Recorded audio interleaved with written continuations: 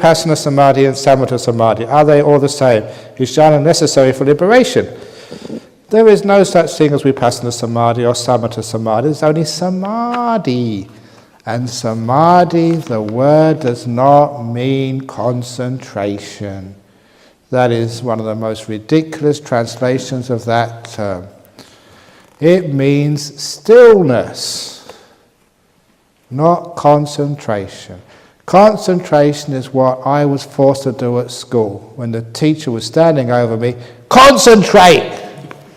And to this day, the word has got a terrible meaning for me. Or it was what we did in the Second World War. We had concentration camps. And sometimes people think, my goodness, I'm now in a concentration camp because I'm supposed to do concentration meditation. This is a camp. Oh my God, what have I got myself into?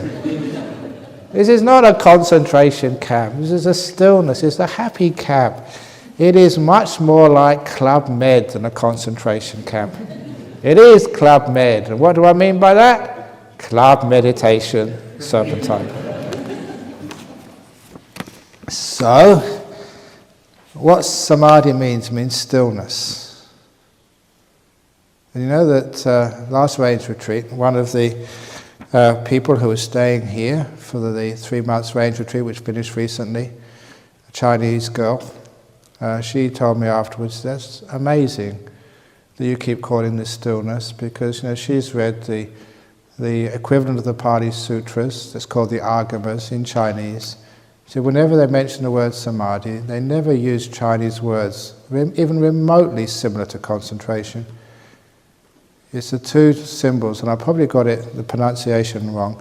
It's shu and guan. Shu means still, guan as in, or guan yin, means looking over, looking on.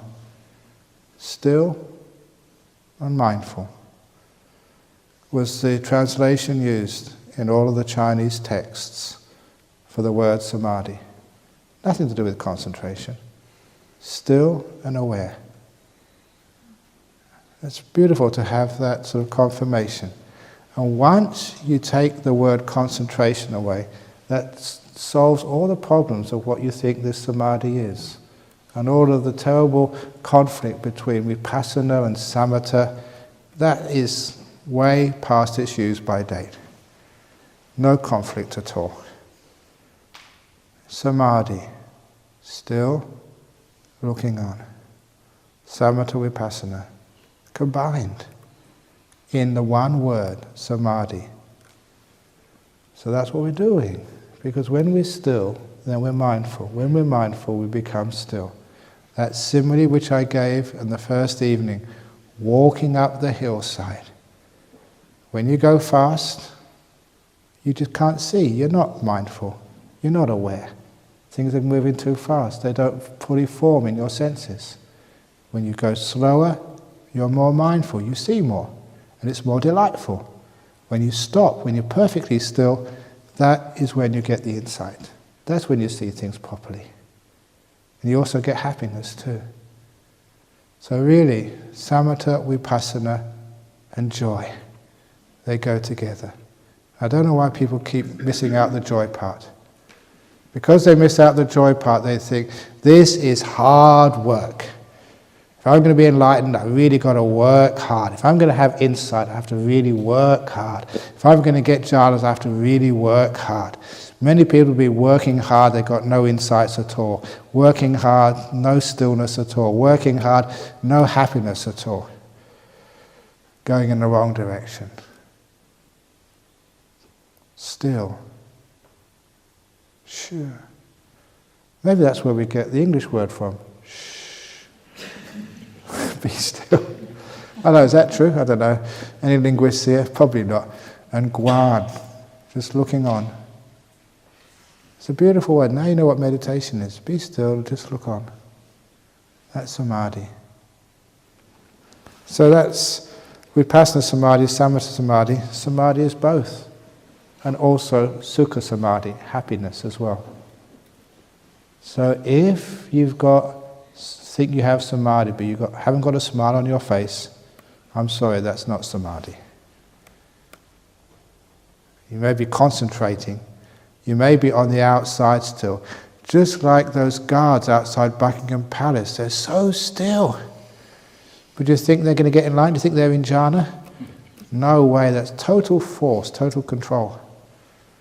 That's not the way to meditate, not like a guard on Buckingham Palace.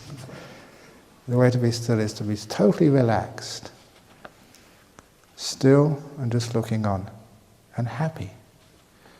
That's actually the way. And jhana necessary for liberation? Of course it is. There is an eightfold path.